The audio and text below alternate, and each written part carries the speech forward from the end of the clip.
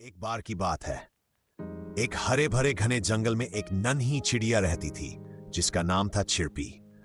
वह अपने परिवार के साथ बहुत खुश थी।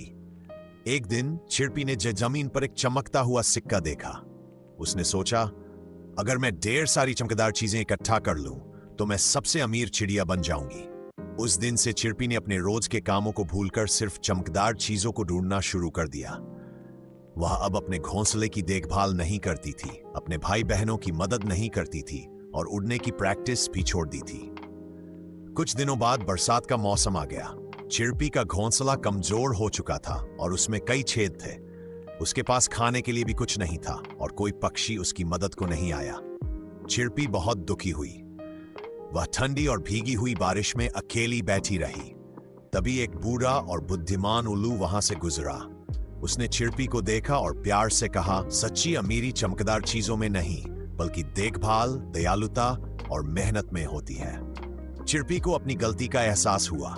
वह उड़कर अपने घोंसले में लौटी, उसे ठीक किया, दूसरों की मदद की और जो कुछ भी उसके पास था उसे सबके साथ बांटने लगी।